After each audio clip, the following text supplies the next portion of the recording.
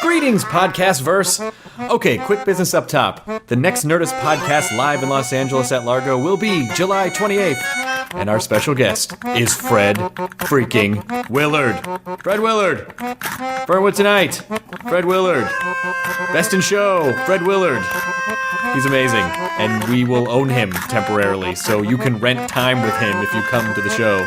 There's also going to be special guests on that show. I haven't confirmed them yet, but as soon as I do, I will pass on that information to you. You can purchase tickets at nerdist.com, so please go do that. All right, this episode.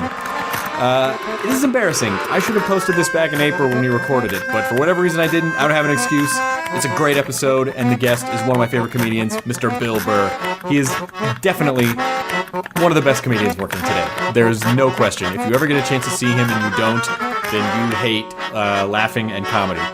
Because he is truly phenomenal. He also has a fantastic podcast called the Monday Morning Podcast, and you should download that as well. But before you do that, please listen to and enjoy episode number 24 of the Nerdist Podcast with Bill Burr. You're nice. Now entering Nerdist.com.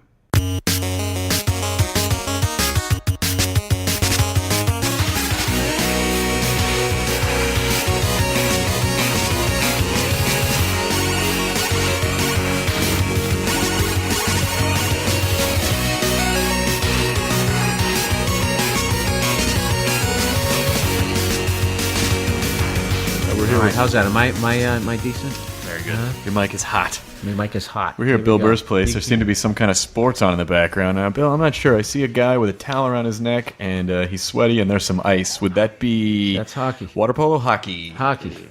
Are we doing this now? Are we going? Polo. We're live, man. We're not live. We stumble into every Oh, you just go in. All right. We don't... There's no official... Yeah, we trip through the door. I'm here... I thought you were doing the most amazing mic check ever. I was like, this guy, he rehearses during mic check. I feel like our podcasts are an hour-long mic check. And then right when we get to the end, we're like, all right, now let's do this. But then we've already used up our time. Yeah. So. I'm a huge hockey fan. I have the center ice package, and that's what I do. I sit here and I watch all the games like I'm scouting the league or some shit. Every one of my friends when I was younger all played, like when I was in college, all my friends played hockey. Uh-huh. And my buddy, this kid named Will Wheaton, who is, as a geek, he was a goalie for a while until someone hit a puck at his face, and which you do. Right. Sure. And the puck split his face mask and just went through and split his head wide open. Wow. And, where did he get that face mask at? Did he just grab the I'm going to go as Jason on Halloween? I think it said Wait, more importantly, who the kid that hit that puck? Who's he playing for now? I don't know. All I know is the mask said Hecho in Mexico underneath. So I don't know if it's It was like Al McGinnis' son. Huh? Anybody? All right. Al McGinnis, that sounds like a sporty thing. Yeah. I know Alec Guinness. I actually didn't play hockey when I was I grew up outside of Boston, and it was one of those deals where you had to grow up in a hockey family, where it was like your parents were willing to take you to the rink at 5:30 in the morning, and my parents were more traditional, like baseball. They were just baseball. So and then not only that, it cost I think like $9,000 a kid to play. Hockey's ridiculously expensive. Well, not only that, but it's like hockey players' trunks, all those kids they smelled like someone took a shit on death and ate it and threw it back up. Like it was the worst because you can't. It's hard to wash that stuff. That's the funniest thing about hockey is all they talk about is the goons and the thuggery and how it's barbaric, and it's really an elitist sport. It's like you guys can't even afford to play it. Well, yeah, you have to. That's why they play field hockey. You have to be a graceful brute, which is a very interesting dichotomy. And afford skates. You have to be able to afford skates. Yeah, you have to learn how to walk and run all over again and fight. Yep. I mean, the live hockey games I've been to, the couple, I thought they were fascinating. I like to observe. You know what? That really sounds like you're not coming back. Well, how'd you enjoy your first hockey game? That was fascinating. It was very interesting. I think live hockey is the best sport to watch. I think it's the best sport to go to. I enjoy live hockey the most. Really? Over basketball? Yeah. And wouldn't you agree you have to learn how to watch it on TV? Like the thing about when you watch it on TV, the line change is happening. Like my place somewhere over near my walk-in closet is where they're actually skating off. But But if you never watch, you're like, why did they all go up and just quit? Why did they stop? Like, people don't understand how tired you get. Like, the average shift is, I think it's only like a minute and 90 seconds long or something like that. And they're absolutely exhausted. And so... Yeah, try propelling yourself across the ice with like 40 pounds of clothing. And they're big guys, and so their bodies have to work harder anyway. It's such a weird sport because it's like, oh, this thing, let's do this fun activity, but let's make it harder on ice. Yeah. It reminds me of the tale of Harrison Bergeron. I think he just recreated the conversation, how they came up. Yeah. What do you want to do today? the Hey two guys, guys. let's do this fun activity, but let's make it harder. We have all this ice. We should be doing something We're with it. so good at this. Let's not. And then be. someone's older brother was like, fuck you nerds. And then that's where the fighting came in, because he would just go around and pound them. But why rip off their shirt? Oh. Why is that like a thing? You pull it over their head. Pull over their Well, head so so they they can't can't see, see, so they you just can... pound Oh, that's Face. dirty pool. It is dirty pool. Yeah. Well, they don't necessarily really do that anymore. Like, they're a lot more gentlemanly. Like, Are they still before- allowing brass knuckles in hockey, or was that, the old days? No, that slap shot and the combination of that movie and the 70s. So the Hanson brothers are not playing anymore. Yeah, no, but you know what the thing is they got whenever there's an incident in hockey, like something bad happens, these people come out of the woodwork and they start describing hockey like it's 1975. And I sit at home laughing, going, I wish it was half as barbaric. Like like it used to be, like there'd be a fight a period, it seemed, or at least a couple fights a game.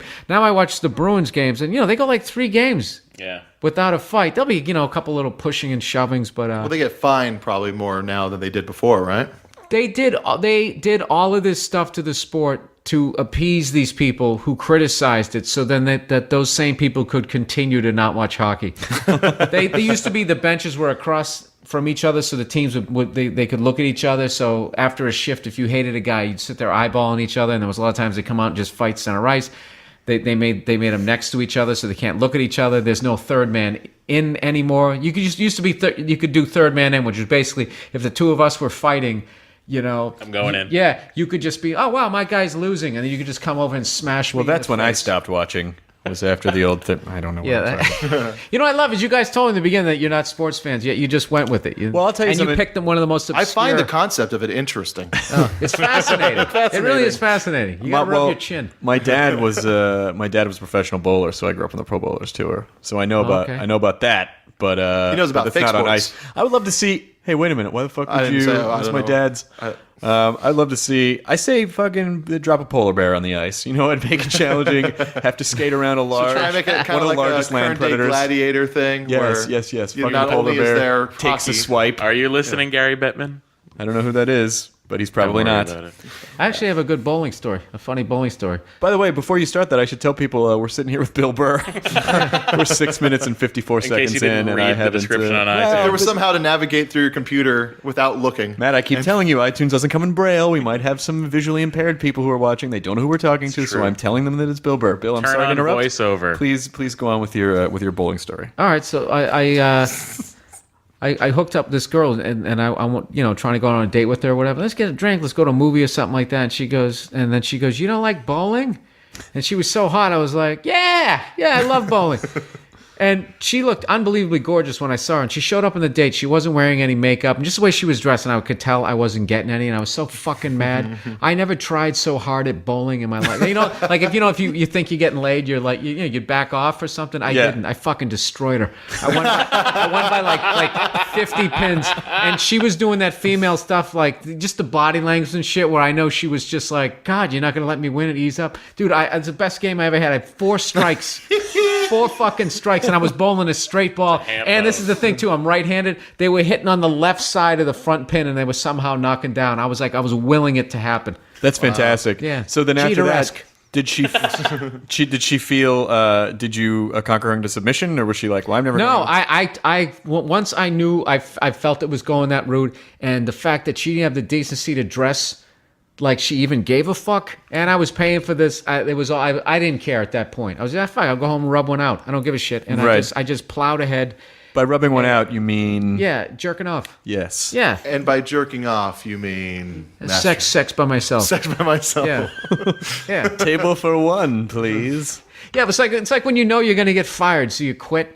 Or so it was And then you along jerk those off outside lines. the boss's office. Yeah. So I was beating her to the when I was almost doing like, well, fine, I don't want to hook up with you either. It was very childish. You know what? I Didn't gotta want tell you you, anyway. Check this out. I love that philosophy. I think if more people adopted the philosophy of, well, fuck it, I'll just go home and rub one out. I feel like we would be a lot healthier as a society because then we wouldn't get so caught up in all that. You could have easily gotten caught up. Cotton up. You could have gotten caught up in that. No, Sorry. well, believe me, it took like 50 times of that happening before I finally smartened up and I was just like, oh, okay, I see what this So is. you just whipped it out in the car. That's what you mean you smartened No, up. I went. I got home. I went home. Wasn't there a story about that? Somebody accused somebody of doing that, and the guy's like, "No, I was like scratching the inside of my leg." This guy was driving down the street and said this other guy was jerking off, and he called the cops. So then the guy said, "Like, going, no, I wasn't." And the guy was like, Case "Yeah, dismissed. you were." I got pulled over right after the cell phone law started in California. I got pulled over at a ear infection. I was kind of like lightly trying to scratch my ear and appease the itch without like making it too painful. And I got pulled over when I was driving just because the cop thought I had like the phone up to my you ear. show him- He's like, you were on your phone. I was like, no, I wasn't. And then I had to show him that my antibiotics and Show him your pussy ear my infection. pussy bleeding ear. Why can't you just be like, "No, I wasn't. It's your word against mine." I mean, I have a very big fear of cops. I hate cops so much. You don't hate them. do you guys know that comedian? What about a Samoan cop? What would that do to you? That would just be growing up. All right. I remember there was times where I got pulled over. It's like, you freaking howdy kids. Like that. Like I would just get pulled over for being white. Oh wow. Yeah. Yeah. White people have it tough, you guys. It's like we're constantly being harassed. we're being profiled It is racially, terrible. and it's really tough. I remember one time this kid was trying to tell me, like, he's like, you don't know what it's like growing up Mexican in California. I was like, I bet it sounds a lot better than growing up white in Hawaii, which is what it was in my life. Yeah. Flippity flop. Did he Yeah, I was understand? surprised I thought of it that quick, too, at the Did he time. understand what you were talking about? No, or- he had no idea. Oh, okay. It takes a lot for someone to realize I'm from Hawaii and What do you accept mean? that. It's a vacation spot. Exactly. Sounds great. Yeah, how did you end up there? Military brat? No, that's what everyone assumes. Thanks for throwing brat in there. Sorry, I meant to say military. Okay, did one of your ancestors conquer that place and slave the local Hawaiians? No, my ancestors on my dad's side of the family came over. They were one of the first immigrants to come and work on the sugar cane plantations in the late 1700s. Wow. Yeah. You come from the bottom of the barrel of white people, huh? Yeah, exactly. Azorean do. Portuguese people. Azorean Portuguese people. On the Take way. that, Mexicans. I think that's what we I just come got from a what you long just said. line So of says the Irish indentured guy. servants. Alfreds, all of us. Now listen, you pointed out that Myra sitting right here was wearing a NASA shirt when we came in. Yes, I am. This sort of loops back to the fact that I first met you when my buddy Mike Furman and I opened for you at the Houston Improv like 4 years ago, Oh, that's right. and we went to the Johnson Space Center. Oh, that's a good one. I didn't think it was a good one because the inside of it felt like it was just for kids. So there was all these things to. I mean, I saw the inside of a shuttle, and yeah, great, but we were so kind They of. have one of the Apollo capsules there. I think 14 is there. Well, we also didn't take the tour of the grounds, but there was so much like jungle gym to it that we Yeah. literally put on the little audio tour, and you punch up on the audio tour numbers, and it'll tell you about whatever you're standing in front of. We would just walk up in front of trash cans and hit like 14, and it would be like, "This is the module where the astronauts showered every day in space." We just literally were standing in front of trash cans and vending machines trying to make it fun. Space showers are impossible. It's gravity. Just don't worry about it. I am worried about About it. those All sports, right, well, Bill. I guess I won't go to that. I was thought you were going to be able to like, crawl into one of the space capsules there, whatever you call them, the things at the top of the rocket, a couple of janitors. I think they're called shaking. flippity doos, right? Is that true? Flippity doos? Doos, yeah. Houston was originally, they were going to put it in Cambridge, Massachusetts. Kennedy was going to have everything there. And then when Kennedy died, Johnson was like, we're moving it. Wait, Kennedy died? Do you break this out on like first dates? Third dates. Just sort of like, Third dates. Third. Because by the third date, They're in anyway. I've already. she's just started loosening the restraints. And I feel on dates though, you kind of got to let it loose early gotta- on. yeah, figure- if there's any hope. I'll show up in my NASA t-shirt. Yeah. will you show up in a like an astronaut suit, in a flight suit? If they made them big enough, I would. Do they do that to discourage large astronauts? When I was a kid, I was always like, I'll never get to go to space camp because I'm so fat. Jesus Christ. That's what I always used to think. I also wanted to go on Double Dare really bad, but I thought I would get stuck in one of the obstacle courses. Jesus Christ. You can read about it. You can read about it in Matt Meyer's new autobiography, Too Fat for Double Dare. Super sloppy Double Dare, though. You can squeeze through with all that shit all over. So what did you I get do? stuck in the sandwich. Did you like What start did I- working out, or you just said fuck it, I'm going? No, I played. hell-bent Yeah, for ring dings? I played baseball and football. Like I don't know. I've always been How old were you when your astronaut dream died? That's really sad. Let's explore this pain. 12, maybe. I was 12. like, Can I pitch something? Can I Yeah, pitch go something for the next generation? Fatstronauts. Fast. Can we pitch Fatstronauts? I think we should. I'm into it. Just like, recliners in space. And I also wanted to go on Guts, but I thought I'd never make it up the aggro crag without dying. I don't know what any of those words were. That's another game show for kids on Nickelodeon. Did you grow up in Scotland? Because that sounded... See, I heard the word crag. And aggro. I just did a gig over there. You went to Scotland? Yeah. Where did you go to London, Edinburgh? Then I did Dublin. Then I went over to Glasgow. You went to Glasgow. Yeah. That's like thug capital of... That's what they said. I found them. I didn't find them to be crazy. I thought they were rather polite. My feeling, though, is that... And I've talked about of doing comedy in England before. I did it once, and the crowd was very aggressive. Did you find your crowds were aggressive in London? Or I were found they- in London that they were one of those crowds where, first of all, London, I guess, they take everything as a rhetorical question.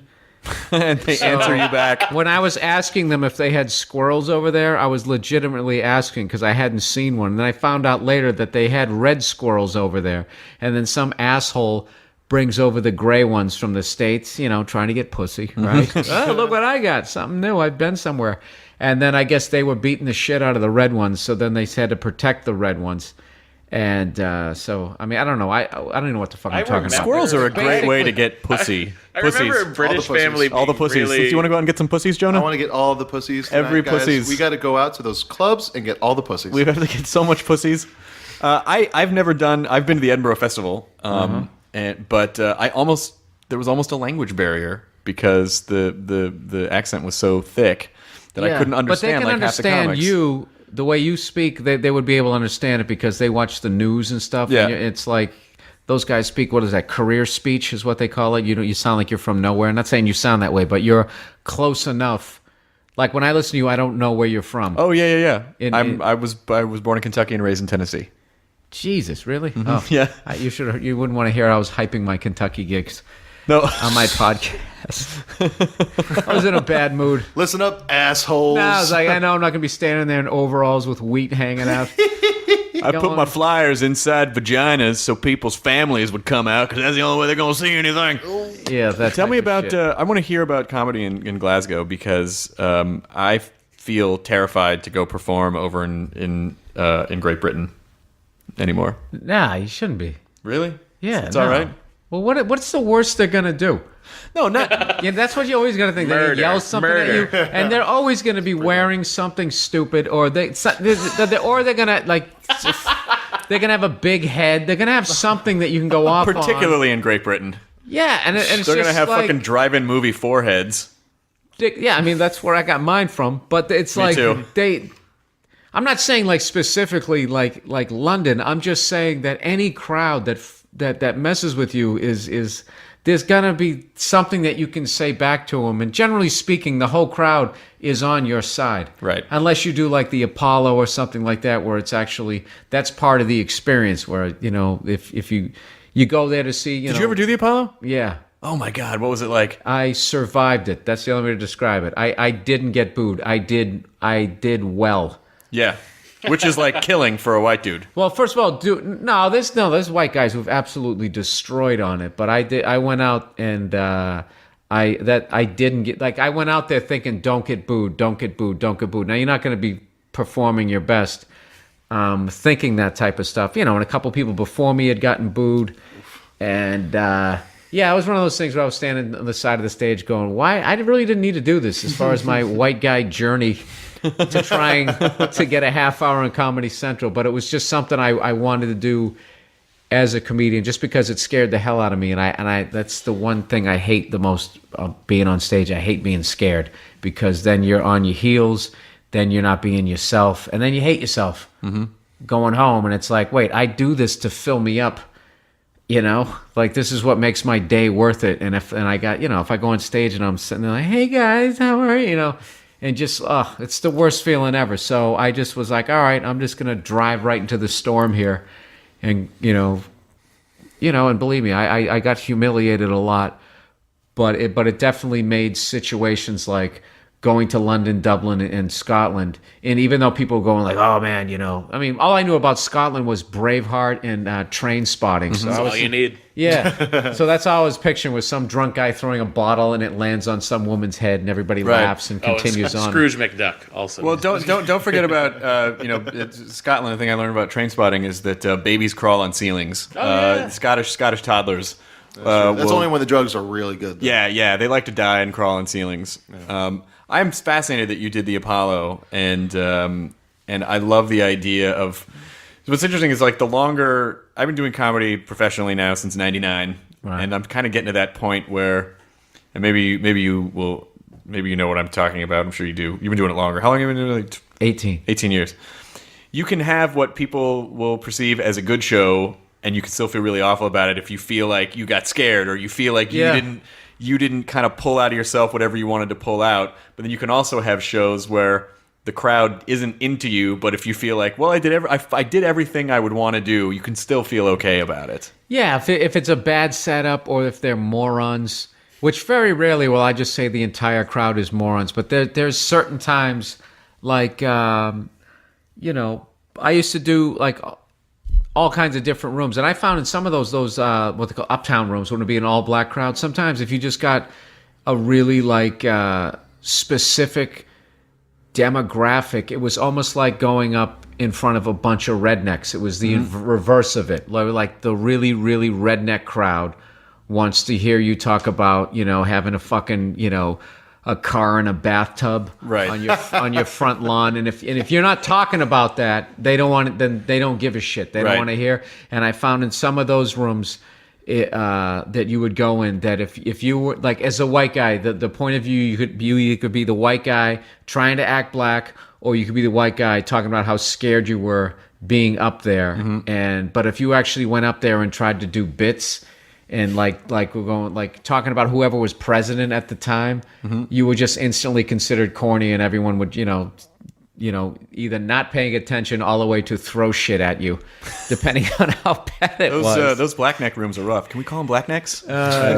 Yeah, I don't know. I don't know what you call. I guess it could be the equivalent. Well, you said, but you should be able to, because there's nothing malicious in what you're saying. At all. I mean, redneck urban. should be. I shit on rednecks constantly, and I feel bad for doing that because.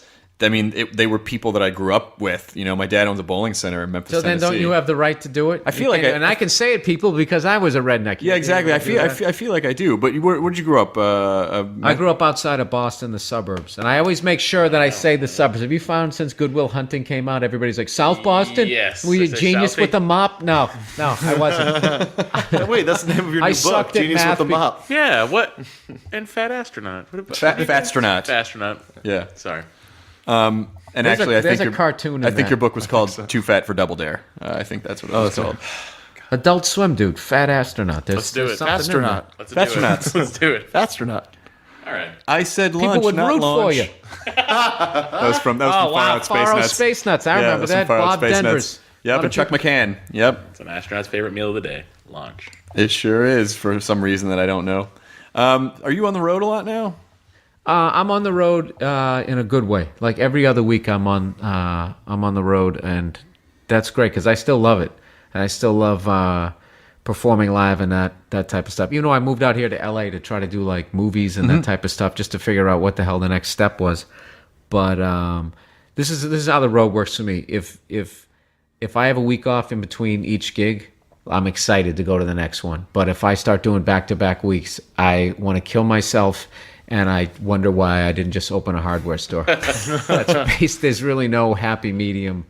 Like I actually flying back for you listeners who've never flown LA, it's like 17 hours or something once you go through all customs and that shit. So I actually took 2 weeks off in between. I have a ridiculously awesome life where I don't have a boss and I can do whatever the fuck I want. I play drums and guitar.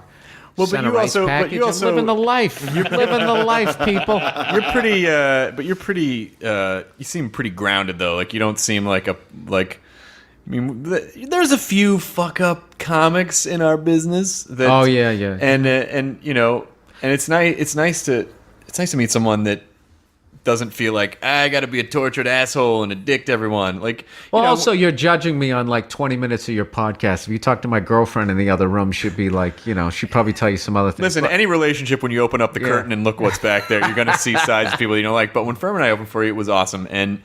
But No, you're- you know what I realized though that really made me like it was a nice bucket of cold water to the faces. I remember one night I was sitting here and I was watching them. They were selling these tapes of the Oscars, like classic Oscars, which was hilarious to me because right. yeah, like, remember when you know, the nude man ran behind David? yeah, it was Niven? all that stuff, like the 1991 Oscars, and when they showed one from like Life is beautiful. Yeah. Walked on the seats, that crazy ID. Yeah, and it was like one of those deals where they showed one from only 12 years ago, and the amount of presenters that I was looking at, like, who is that guy? Or, oh my God, what happened to her? And it's like these people were presenters on the biggest night in entertainment, and 12 years later, it's like I remembered who they were because I actually watched them, but somebody who's like 20 years younger than me, who's probably like, 5 or 7 years, they have no idea who they are. I saw Candace Bergen was the one that I saw from Murphy Brown. She was huge. Yep. Yeah, She was huge, and she was a presenter, and now, I'm not shitting on her or anything, but it's just like, so there's no, like, if you sit there and like, you're already going to end up on the scrap heap at some point. This business is going to be done with you, whether you like it or not. So the more you're a decent guy and not an asshole, the longer you can sustain it. But A lot of people forget that. And the other great thing about comedy is I feel like, I mean, maybe I just don't understand how it works because I'm not older, but I feel like as long as you're funny, you can keep fucking working. Like, it doesn't matter really what you look like, how you age. Like, as long as you can be funny, you can still perform for people. I do think it's important, though, that you have to keep up on what the kids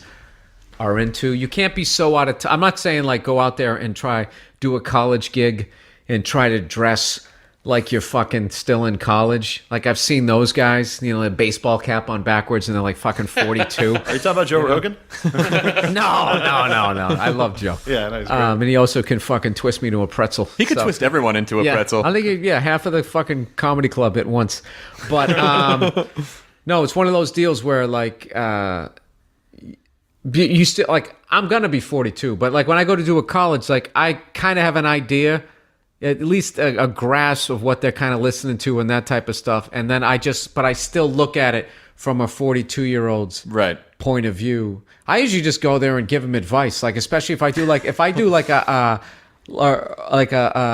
state school or something like that. I'm like, you guys did it right. You did it right. Like if I have a kid someday, I'm telling them to go to like community college.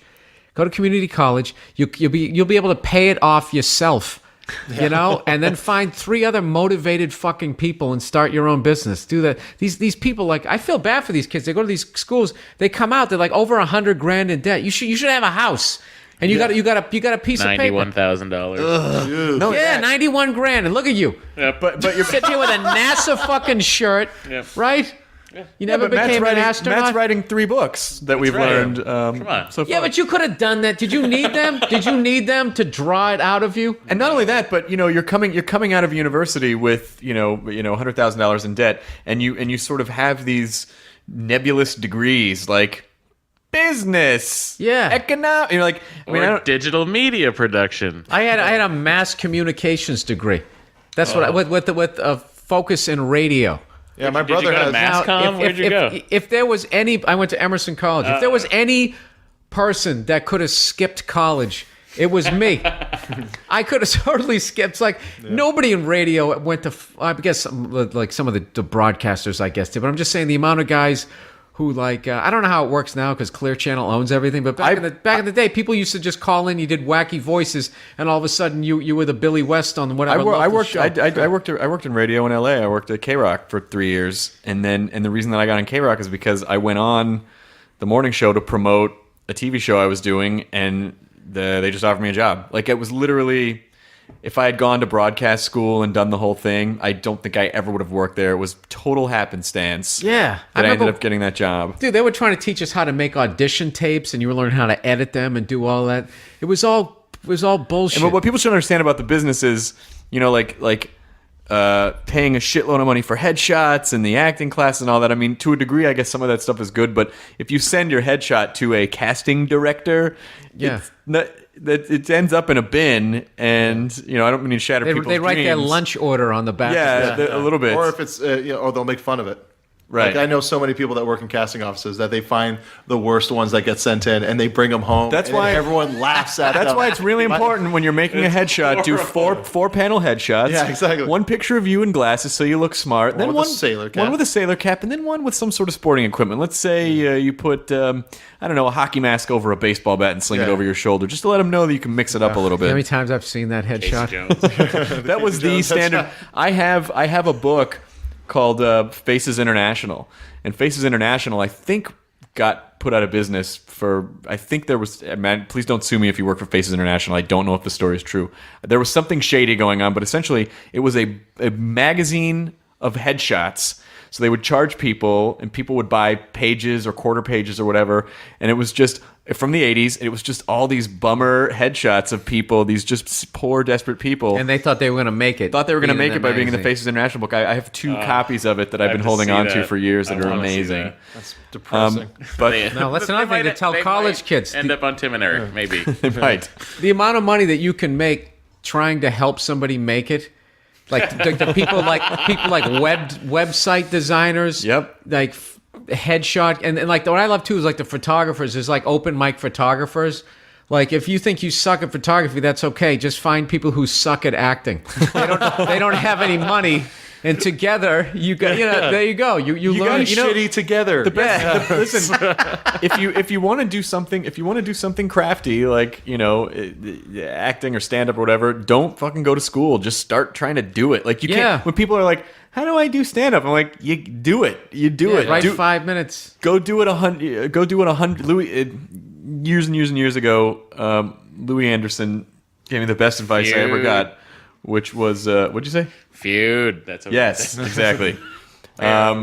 He said that I should get together with my family and try to pick the top 5 answers out of 100 people surveyed. And on the board. No, he said go out and do 100 shows and then come back and see where you're at. Because you have no idea who you are until you get up on stage 100 times. That's when you kind of start seeing who you are. When did you know? Like, what was the aha moment for you in stand up? Oh, I had a zillion of them. It was all baby steps. I remember in the beginning, I was so afraid. My biggest fear was, how am I going to get the mic out of the mic stand? Because I had never done it. And I was convinced I was going to pull it out and the plug was going to come out. And everyone was just going to laugh at me and I'd have to live with my parents for the rest of my life. Because My fear is putting it back in. I'm always like, it's going to be so loud. It's going to be so distracting. It's going to go boom, boom. Yeah, that was like a big hurdle when I finally took it out of the mic stand. And then what's funny, like I have like some of the old VHS tapes I have in there of me doing stand up. It's fucking hilarious because I am pacing the stage back. I don't stop moving at any point. It's all nervous energy, and none of my movement enhances the joke. It's actually so distracting to watch. I can't even believe I got any laughs. Yeah. Like I would just be like, it was like I was on coke. I'd be like, yeah, so my dad was crazy. And when I was a kid, I had a paper route, and I would just be pour 10-minute set. I would be pouring sweat. Did you start in Boston? Yeah, started at Nick's Comedy Stop on Warrenton Street, which still semi-exists. They still have the sign, but it's really this Euro trash club, and they just wait for the comedy to end, and then people start dancing. So it's kind of sad. It's like on life support. It's like when you just fucking sign the papers and put it out of its misery. I did some comedy venue in Monterey, California, and the second the stand-up is done, they put these fucking dance poles up on the stage, and it turns into a nightclub. The ends of the shows are people starting to come in for the nightclub thing. So it's just like, it was almost what happened to comics after your set the last night, when it just turned into a nightclub with the loudest music ever. It did? Oh, downstairs. Yeah, it turned out it was a club. Well, it was like the DJ was spinning downstairs, but everybody was upstairs. Yeah. But it was so funny, and I'd go downstairs at comics, and it's all black folks, and then Matt's cherubic little face just in the middle smiling, and he just waves, hey! It was awesome. They were still giving us free drinks down there. Yeah, they were. It was awesome. Well, this is a comics in New York. There's a downstairs. There's a downstairs. They call it Ochi's Lounge. It's like an alt room. It's like they have like open mics and like kids put on like small little shows down Jesus. there. But it was a dance club this Saturday night. I never go there. I have my loyalty is at Caroline's. They headlined me when I used to draw like 8 people, and they had to pull the curtain, so you wouldn't see the cavernous emptiness of the room. So That's always like a horrible sound. Like the only place with the curtain I've noticed is at the Improv in Hollywood, where it's just like the show's kind of underway, and they realize no more people are showing up, so you hear that. Not only that. I feel like the best thing you could do is give them a fucking can of WD-40 and like, could you please grease the squeaking parts so you don't hear that? Yeah, pull up. Yeah. What's sort of your? I mean, because you're one of those comics that, and I don't know if I'm sure you must have some idea of this, but you're one of those comics that other comics will come back into the room to watch because you have. And it was actually really inspiring for me to see like 4 years ago, and I feel like to a degree, why are you making squeak noises with your pea popper? It's wobbly, and so I was trying to fix it, and I realized forget it. I'm sorry. I'm in the middle of a really serious, deep moment here. I know, Bill Burr, really good, inspiring. Let's go. No, you help me. All right, we're back on track. This is the worst part ever, taking compliments. We're back on track. How did you get so awesome? Well, Funny story, awesome one, in fact. You were one of those people that made me realize, like, oh, you can have. And it sounds obvious, but it wasn't obvious to me as much before. But you can have these runs where you're just punching the audience like 5 or 6 times in a row with like 5 or 6 quick tags on something. I mean, did you start off that way? What's your process? well, that sort of run thing was that was the Boston style when I came. Like Boston is really rapid pacing. Like guys like Don Gavin, Kevin Knox. Of course, I'm spacing now on all the guys. It's so long ago when I worked, but all That's all right. We have a fat astronaut. Oh, yeah, but all those All you guys, want. He'll take up most of it. those guys like really, Jonah. like Boston Too comedy far. was all about. Am I even like answering this question, you guys? At this point, you guys are just like making noises in the background. We're listening. It was all about like just fucking destroying the crowd, killing as hard as you could possibly kill. That's what it was all about. And they also really policed people. If you stole jokes, you'd get when I came up, you'd get banned from the club, and back in the day, you'd get the shit kicked out of you, and you would get banned. So that was the crazy 80s. I came up in the early 90s. That's good though. It was great.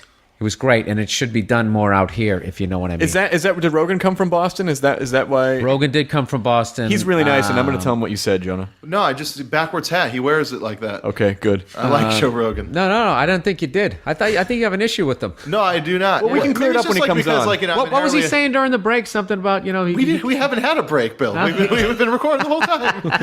Guys. We did it at the break because what you said about Joe was so so offensive. horrendous. And then when you mixed martial arts, what you said about that was just. I don't even know what that Yeah, means. put him in a Kimura. What's wrong with you? Jonah, I don't think the term MM gay is really appropriate. Guys, I am a big fan. I love Joe All right. Rogan. No, Joe's sweet. He's actually going to come on, so you guys can work it out. But,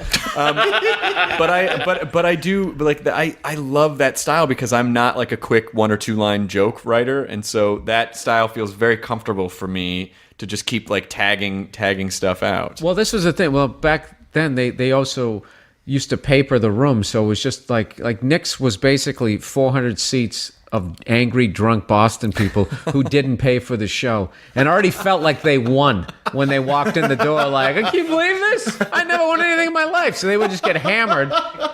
And I remember Kevin Knox, we used to go up on his show, and Kevin Knox was one of these guys where we used to joke he didn't host the show. He took like breaks from killing.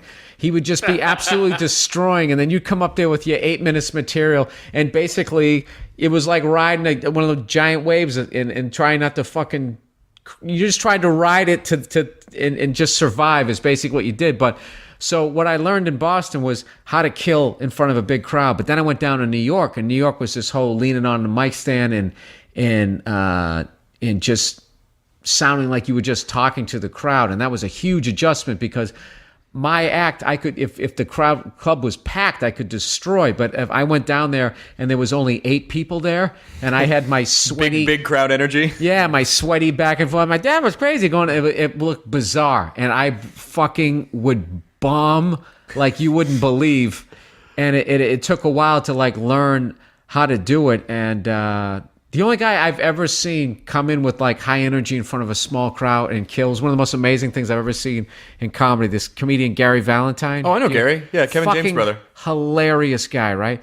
And I was sitting at the back of the Comedy Cellar, still at the point where I was just watching guys trying to get on, and there was like literally like I think like 6 or 7 people in the crowd, and they were just, there was like 3 people, then 2 people, one. It was disgusting night. And I watched like all these comedians come down, how they dealt with it. Daryl Hammond was hilarious. He would tell the joke, and when he was done telling it, people would laugh, but there was so few people, and then he'd just throw his head back, almost like a kid. He's like, do like this. And then he'd go into his next one. But Gary went up there, and you would have thought it was a jam-packed crowd, but he went up there and was having so much fun and had that fucking goofy energy. I've never seen it to this day. He fucking destroyed in front of 6 people. Like, I remember this one guy was like slumped over onto the person he was with in front of 6 people, and he didn't change his fucking energy, and somehow it worked. He's the only guy I've ever seen do it. That's amazing. I love Gary. Although I feel like I haven't seen him for a while. Has he been on the road? Do you talk to him? I think he's been doing like movies, and he was doing King of Queens when that was on. I don't know, but he's one of those guys. Like, what sucks about when you finally end up headlining is you don't get to work with all the guys that you loved coming up, and then also you don't see your friends and everything. And I was just thinking, last time I think I worked with him was in Vegas. He had, for a couple of days, he filled in for this headliner who'd booked some stuff. So he just came in for a couple of days, and he was just the greatest guy ever to hang out with. He was like one of those comedians where you talk about where off stage they're not like morose. Right. He was just fucking hilarious. And huge fan of that guy. I saw him fuck with an old lady at the Hollywood Improv, and he was just down there, this little gray-haired lady sitting in front. Which, yeah, I'm going to say I think maybe they shouldn't have sat a little old lady in the front of the room, but that's just my opinion. And he was up in her face, and he was like, oh, mwah, mwah, like pretending he was going to make out with her. But he was way committing to it, like he wouldn't let it go. And it finally got to the point where someone in the back of the room just had this really organic reaction of, come on! It's the worst thing. Well, that's his thing. I think that's you stumbled on it. They totally committed. That's what he did when he went at 6 people. Like you would have thought, like fucking Lorne Michaels was in the crowd, and he was like, "This is it. If I don't kill on this one, swinging it's for over." the fences tonight." Yeah. And there was so many other guys who went up that night and just gave into the fact that there's only 6 people. This sucks. Yeah. And interestingly enough, all the people who didn't that night all went on to do shit, Well, but I think it's an interesting exercise because I feel like the comic part of the comic gut reaction is to, or for me in my early days would have been to point out what a crappy situation it was. And then it's just sort of like, well, why blame the people in the audience that there's not more of them there? You become the Catholic priest. Exactly. Just giving people shit. That's exactly right. Then you molest a couple. And then they feel bad. Hey now. Hey, fucking a kid in the hand. I forgive you for that. You guys like hipsters? You can't do anything in the news? Nothing like topical? No, I'm bad at writing topical stuff. I just don't write. Well, that's not true. I do the Chelsea Show a lot, and I write a lot of topical stuff for that. But sorry. I don't gravitate towards it. I write material so slowly is that like if by the time I come up with a good joke that has something to do with the topic, like it's already passed and I can't keep up. I'm currently writing a new hour, and when I write the new hour, anything's fair game. And the amount of topical horse shit in my act right now, Tiger Woods, that woman who got ate by the whale at SeaWorld. I mean, anything, I don't know why I'm not talking about that jackass in the Prius who couldn't stop. Right. I'm not saying I won't in Atlanta next week. We should promote dates. Where are you going to be in Atlanta? I'm going to get the Punchline, and I'm going to the Masters on Sunday because I fucking knew Tiger was going to play. You're going to the Masters? Yeah. So what are the dates? This might go up after your Atlanta dates. Well, what's today's date? Today's March 29th. No, it's the 31st. 31st. Let's say it's the 31st. So 31st. tomorrow's the 1st, Saturday's the 3rd, the 7th, 8th, 9th, and 10th of April. 8th, 9th, and 10th If I'm of not April. there, then I'm in Newport, Kentucky, which for some reason is considered the Cincinnati the Funny Bone. Yeah, I was there last year. Yeah. It was a fun room. Yeah, no. Why do you hate it so much, Bill? Why do I don't like performing in malls. No, you know what it is? I don't mind the comedy club Comedy club's great. I hate walking out and, there's like one of those little fucking wagons, cell phone things, is right outside. It's fucking You know what they do depressing. have, though, across the little plaza from the Newport Funny Bone is the Newport Aquarium. So if you're a fan do they? If you're a fan of fish, then that's a good place to go see them Fascinating. living I their love that. lives It's very in a fascinating. captive Does environment. it say on any of my Wikipedia pages that I started like 9 of them? Most people start like 9 Facebook pages. I have like 9, just so people can't tell which is the truth. I'm actually terrified of the ocean. Oh, you are? Yeah, absolutely fucking terrified Because of it. of sea monsters? No, because of the actual monsters like sharks. No, that's what I meant. Sea monsters. Yeah. Yeah. No, like I swear to God, if I saw a shark, I think I would just fucking swim right at it, just Jaws to do get it? just to get it over with. No, made it? Yeah, Jaws came out when I was like in 2nd grade, and what else? Just fucking. I read a bunch of classic books.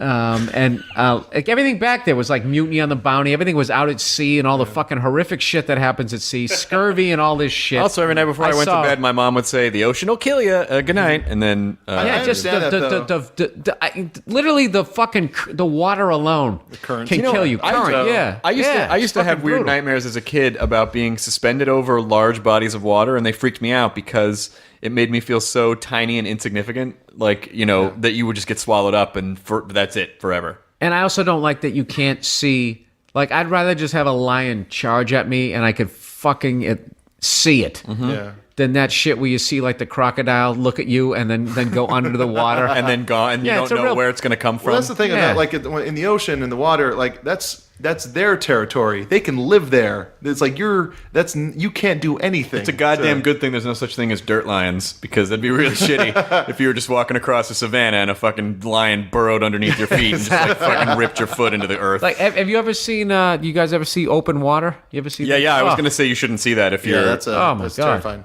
Made a sequel out of that too. If I was in the water, this is what I would hope I would do. If I was in that water, I would just keep every 5 seconds putting my what is it, the snorkel, The goggles? in the water, Mask. looking for the shark when it came in, and I'd lead with my jugular. Let's get this fucking over with. I'm gonna sit there, you gnawing on my leg, another one's eating my hand. Ugh. Yeah. Just taking little nips. And off. you're drowning. Well, first of all, they come up and they bite you to see if you're edible, to see what's going on there, have a little Yeah. taste of you. Yeah. So now you're bleeding in the water. And now Well, they- the sharks don't typically like the taste of human meat. Yeah, That's why but a lot if of it's people what's available- get spit back. Yeah. yeah, that's great. true. So they just sort of gnaw and Yeah, tear so your you leg just, off. so you just have a cartoon-like chunk out of you, and Ugh. you live the rest of your life like a Wile E. Coyote. Like the Indianapolis. Yep. What do you mean? What? You didn't see Jaws? Oh anywhere? yeah. Oh, yes. Sorry.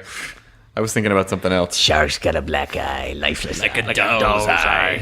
Y'all know me. No, I make a living. What? Sorry. And Finish it, man. I was captivated. I was Do the whole movie. Okay. Y'all know me. No, I make a living. Catching this shark. It ain't gonna be easy or cheap. You know, it's better. You had a better voice the He first did. time around. Now you're blowing through it. You kind of didn't really. You don't commit. like the attention on you, do you? You're I hiding like behind being your a fat wings. astronaut. I thought we've established it's fast or not. It is passionate. Okay, turn it into this. Space sharks. Their eyes are black like a Space doll. sharks. Sparks. Now I see you peeking around Jonah to see what's going on with this hockey. I can't this hockey believe. match. Well, let me ask you guys: can you believe Rod Brindamore is still playing? Oh God, give me a. After all Yeah. these decades, he must be at least 74. I don't know how he's been playing. He's been playing hockey longer than I've been doing stand up. That's at least 18 years. We At know least that. 18 years. Yeah, I used to play with the Flyers, as they say in Boston. I know that's a team in Philadelphia. Yeah. That's What do all you I guys know about this? You know, it'd be great. Why don't one of you start announcing to let your fans know what's going on in this hockey game?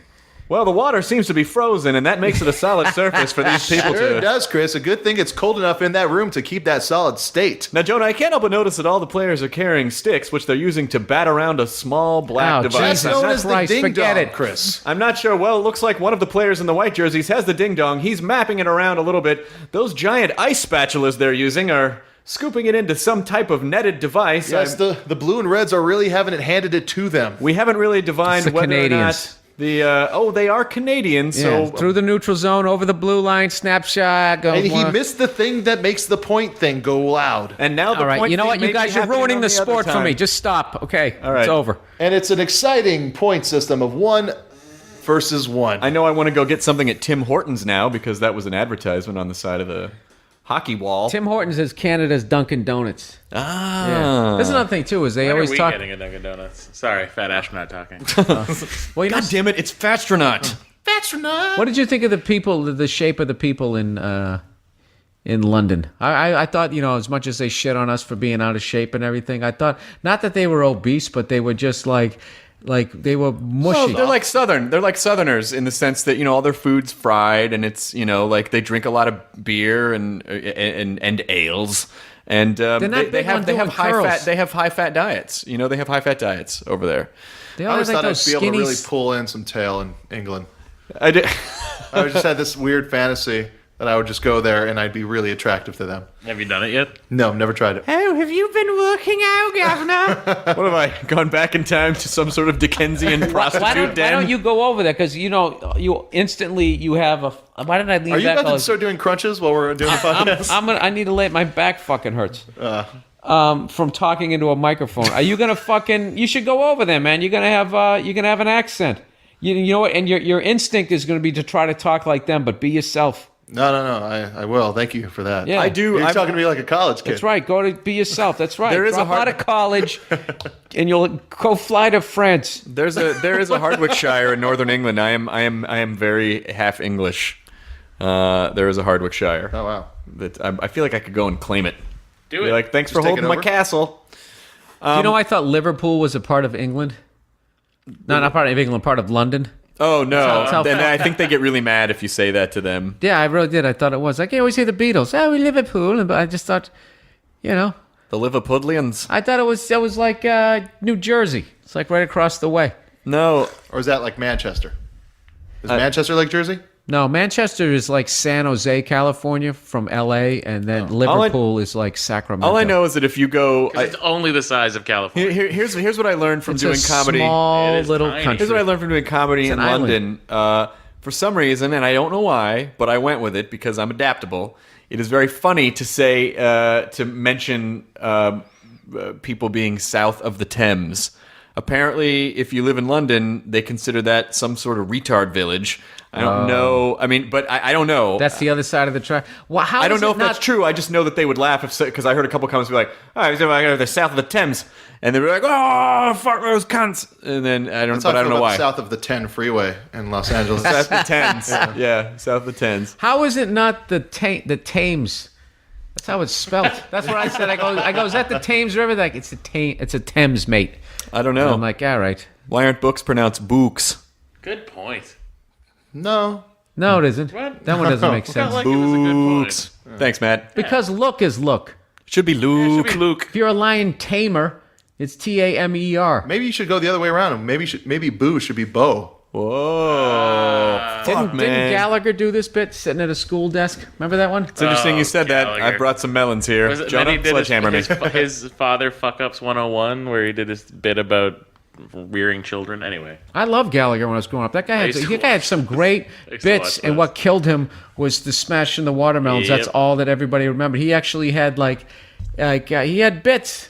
I mean, shit. I mean, I'm saying that they're fucking. And you know, and that's an interesting thing as a comic bits. because you feel like you do the watermelon thing a couple times, people go nuts for it, and you're like, well, it's drawing people, so naturally I'm going to keep doing it because I want to play these bigger venues and make more money. And then eventually the watermelons go around in a poetic loop and smash the actual comedy that you were doing. But And that's it's what's funny over. about Gallagher too, is that like he gave Gallagher 2 all of the jokes and none of the melon smashing. Gallagher 2 was not allowed to do any of the melon smashing. And that was his brother. Yeah, Wow, weird. is that really? that's real. Are you really getting Are you really getting the best parts there? Like, yeah, you can have this laptop, but there's no hard drive in it. Thanks. No, but I heard all those guys. I heard Jeff Foxworthy that you might be a redneck thing, with just some stuff he did at the end of his act, and then that became all that he was known for. I'm sure the same Rather- thing happened to Larry the Cable Guy. I'm sure that was just a thing that he started doing on the that side. get her done thing. Yeah, and a lot of people shit all over that. I don't. It's like, dude, if you figured out a way where you can make like $1 zillion and you don't really have a real. I don't consider being a comedian a real job. Yeah. Because it's like the amount of time that I can just sit around in my fucking boxers before I actually have to go to work, and then only. I mean, I guess the flying and that type of stuff, but I don't know. I just feel like you won. Yeah, it's great if you can do it successfully and get people to come out and see you. It's a fucking phenomenal lifestyle. Yeah. Whether your act is a nightmare or not. Now, how do you? But how? I'm not saying it is in particular, but there's some people who have made it, and it's just like I can't even watch it. It's just a fucking nightmare. But people enjoy it, so who am I to Take the joy away from those people. Yeah. And I know something I hate when someone looks at somebody who's doing some wacky shit or whatever the fuck you want to call it, and then they try to act like it's because of that guy that they didn't make it. Like it's like that dude is not doing anything anywhere near your act. You know? The weird He didn't anger take that your happens a place. lot out here. It's just like, oh, he got that role. It's like that dude's like completely different. That dude's black. You know what? We're up for the same. It's the same weird kind of human competitive thing where if you hear like, oh, Charlize Theron got married. Fuck, like, dude, you're not next on the list. Like, it's just like a weird competitive thing that people have. Yeah. How do you? By the way, best hair in hockey, right there, Kerry Fraser. Look at that. Who needs a helmet when you got that? It's so unbelievable. It looks fake. He's a referee. He's retiring after like 30 years in the league. I remember being in the old Boston Garden, listening to people scream, "Kerry, you fucking suck." He has a gentle face and seems like a nice guy. The guy talking to him seems very nervous or just greasy. Well, he's talking to a referee. He feels like he's being judged in ways that he's not aware of. That's the problem with the judge. You know what? of any type. This is my NASA right here. Like, I'm actually going to watch this interview with an NHL referee. There, see? That's us. There you go. Really One day nice. we'll go out and try to chase some tail together. We'll see what happens. Go out and get some pussies. I'll get all those pussies, Bill. Bill, a couple quick things before we let you go. Watch the rest of this. Before you let me go in my own apartment? Yeah. Just wander around, explore the space. Yeah. This is what I love about doing the podcast is going over to people's places. Like it's just kind of fun to be in their environment and it's just more comfortable. I think you put a new twist on the MTV Cribs, where you go to somebody who really doesn't have a nice place. Audio Cribs. Yeah, Audio Cribs. You do a podcast Cribs. Podcast Cribs. It's a mashup. I love. Oh well, from right here I see Bill Hicks' Sane Man, which is an awesome VHS, and then a bunch of drumming DVDs. Yep, I've watched all of them, and I still suck at playing you drums. have Under the Table and Drumming, Carter Beauford's drumming thing. Yep. Oh, that sounds like a Dave I actually Matthews have, thing. and I told you I have that one that I'm not going to say his name because I don't want to get him in trouble because I'm a fan of his. It's a VHS from the 1970s where 1980s where he teaches you how to play double bass drums while gay bashing homosexuals. It's kind of touching. He was talking about one of the questions was, why did you start playing double bass? And for the drummers out there, bass, if you don't play double bass, your right foot's on the bass drum, the other's on the hi-hat. And, for a lot of people, it just sort of sits there. So he was just saying, I was playing the bass drum with my right foot, my left leg was just sort of sitting there. It was just sort of, it was like gay after a while. And like when he said it, I was just like, wow. And I was like, well, whatever. It's the 80s. I guess you could get away with that. I thought it'd be like one little thing. And it literally keeps progressing to the point. I think the metaphor It's works. like Eddie Murphy's Raw. I think it's not that bad. the metaphor works in the way that that it's gay in the sense that it's just sitting there not bothering anyone, but he still wants to be aggressive at it for some reason. Like gay means like lame now. It also can mean lame, and I really think it's bullshit that that gay people get pissed about that because gay also used to mean like really fucking happy. Yeah, there was a whole. It was a decade. name. They're like people was a name. People like women's name. It was a woman's name. Gay. Yeah, gay 90. Like words change. Yeah. Okay, and you don't own them. Right. You know what I mean? It's like the Oscars. You're it's Candace Bergen now. They don't give a fuck. I want to know. And the worst thing you can do is address it and make a commercial like, something, this really annoys us. Whatever you do, stop, don't do this anymore. Well, especially with today's internet culture, they'll just make 50,000 of the thing that you say is annoying just to fuck with you, no matter what it is. Oh, yeah, I've lived that. But so a couple things that I want to cover before we release you into your own apartment is and I'm sure you've talked about this a lot, but the rant you did at the Opie and Anthony thing was that in Boston? Were you in Boston? It was actually in New Jersey, but just outside of Camden, New Jersey, which is right outside of Philly. It was one of the most, and I've watched it a few times, one of the most eloquent dicings of any crowd I've ever seen, to the extent that That was ever taped. they fucking, like, the fact that you're telling them how stupid they are and they are doubled over laughing. Well, that's what makes Philly. That's what makes Philly great. Is they would rather have you do that than actually do your act. A lot of them, and this is how crazy Philly is. Everybody else remembers that except for them, like because they behave like that on a regular basis. A lot of them. What I want to know what happened, what was going on in your head in the moment, because there's as comics, I feel like we have these moments where we're like, am I going to go down this path? No, I'll pull back. What clicked in your head that you were just like, it's fucking on, and then you just went? No, it's more like I'm not leaving. I think it was because I hate when a crowd has control of a show, and I felt like the caliber of comedians that were on that night they were getting like for my money, there was the best comics that were out in the business. I mean, it was a ridiculous lineup. And they were acting like we were a bunch of fucking open micers. I mean, I'm not like they did it to everybody. They booed the first guy, and then I went on like 3 hours after that. But they it was not like they booed. Like one of the things was that people say about that night is that everybody got booed. They didn't. Like the first guy got booed, and that kind of set the tone for it was a group of people and then it just got bigger and bigger and bigger, and the sun went down, and it was like outside. It was fucking evil. And it was one of those deals where, people were going out like really backstage where it seemed to me the vibe backstage was like, fuck, I gotta get this crowd quickly or this is gonna be ugly. And that's what I was doing backstage, and it pissed me off where I was just, I don't know, arrogant in a way. I kind of brought it on myself where I was just like, I've been in this fucking business too long to have to feel like I'm in a bar room right now and I got to fucking impress you. Look at you, you fucking losers. That's what I was thinking about. I was like, I don't even give a fuck. Fuck this show. And then I walked out there, and the enormity of the show, there was like 10,000 people. Then all of a sudden I was like, oh, fuck.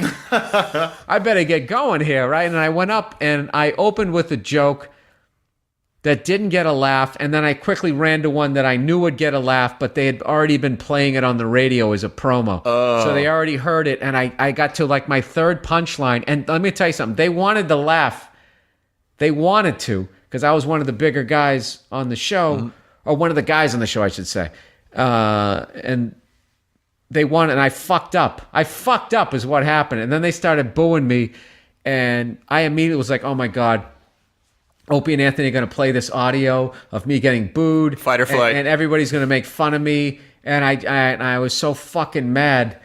And I'd gotten booed before, so it wasn't a new sound. So I was just like, and I remember thinking like all the shit I could have said that night when I got booed one time. I can't remember the fuck I got booed a couple times. And I just remember driving home thinking of the people in the crowd who booed me, going, I let that guy boo me. I let her stand up and say that. And I just one of those fucking you want to kill yourself moments.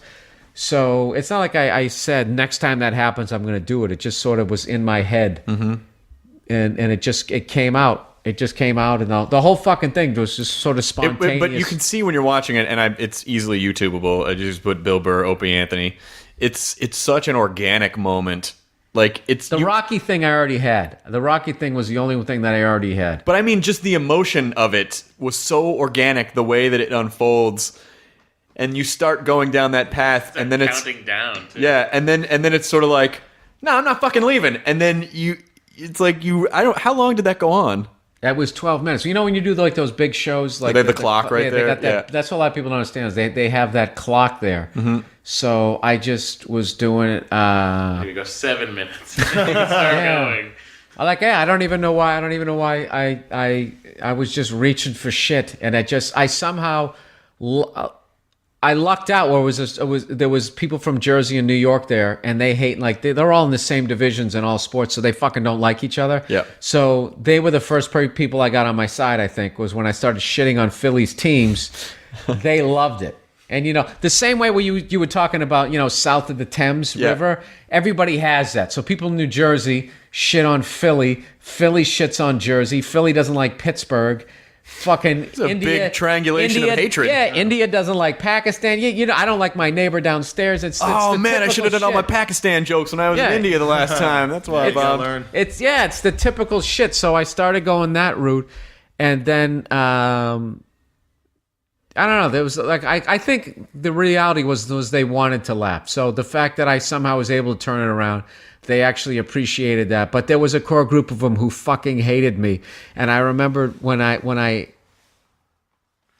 off. The most amazing part was when I went off, Jim Norton still had to go on, and I was actually going like, Jim's going to be pissed at me because what I did was really selfish. I came out and fucked up, and what I should have done was just taken the bullet. But and Jim went out, never addressed it, went right into his act and fucking killed for 15 fucking minutes. And then that was the end of the show. And then we're going to bring everybody out one more time. So they bring me back out again. Everybody booed, but then laughed and applauded, and I waved.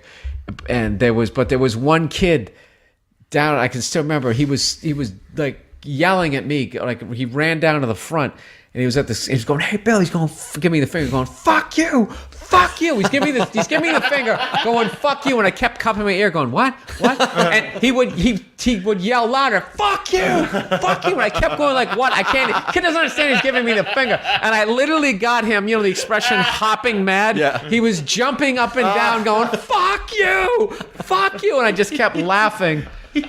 And when you walked off stage, what did you feel like? Aha! Or did you feel more like, wow, I'm glad I got through that one? No, I was nervous. I didn't know how. I knew it was going to end up on the internet because a lot of the shows, people, everybody's got the cameras. Anything fucked up happens now, people tape it. So I was really, I was humiliated. I had a headache. It wasn't fun. That's the one thing, was because it went well, people, comedians know it's not fun. But fucking regular people might have a tendency to look at it and think it wasn't fun. I had a fucking headache.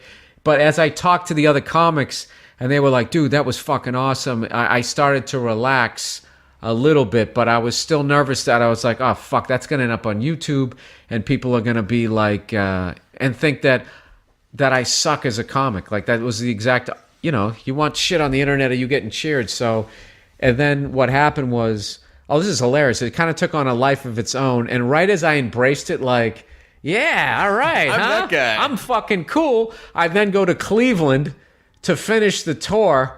And at that point, it had been so talked about that the people in Cleveland wanted me to do it again. So I walked out. "Hey, everybody, how you doing?" It was just, we started booing me. And that one, then I was like, oh my God, my career's over. Every time I go on stage now, people are going to be like, because they expect you to be the Gallagher of aggression, right? And I have that typical entertainer thing where everybody in the world so gives a fuck about what I'm doing that I thought like everyone is going to do this now, and so I knew that they wanted me to trash Cleveland, and I refused. I refused to do it. So then it became this stalemate where I was just standing there and they were booing me, and I just said, "All right, guys, good night," and I walked off, and I was pissed. I was really fucking mad, and I was just like, I was literally like, fuck the show. I'm not doing the show anymore. I'm not doing any events. I totally went off the fucking deep end. And then like 3 days later, I was like, well, Bill, what did you think was going to happen?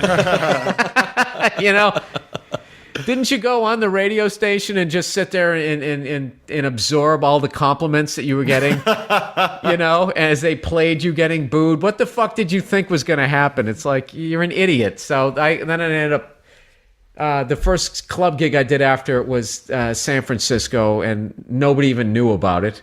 And then I was quickly reminded of how fucking low on the totem pole I am in this business, and I was like, I guess it's going to be all right. And so now it's just something that's really flattering to hear other comedians. But, just to set the record straight, and I said it earlier, you said I was the first guy that I think that something like that was actually taped. Mm-hmm. Because I've seen guys do stuff, and I know, dude, everything's been done. Yeah. Okay, there's this stuff of Bill Hicks is, screaming at the girl. That woman, "I'm a drunk cunt. I'm going to come in here and fuck up the show." And his shit is so much more evil than mine. And his thing about his too is I was on a huge stage, so there was really a barrier. Yeah. He's doing it in a place where, and he's like bending, like he's almost has his head over their table, and it's like there's beer glasses. There was just plastic cups and shit, and you really have to throw it far to get me. So that's like more.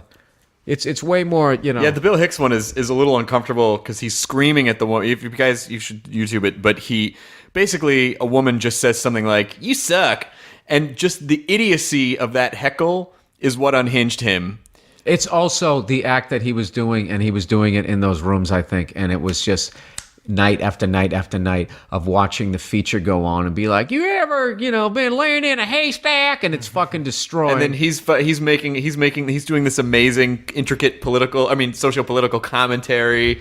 I mean, in the 80s, Yeah. which is mind-blowing for a comic to do. Yeah, and a lot of the shit that he was talking about going on, is really like played out. His shit is still really contemporary. So you're doing Totally works. You know that deal when you're in front of a crowd and then they're morons, and it's bad enough that they're not getting you, but then when they say you suck, like it's just like that's the worst thing ever is being angry on stage. So he literally is like, "Fuck you, get her the fuck out of here, you stupid cunt." He says "cunt" like 10 times, Yeah.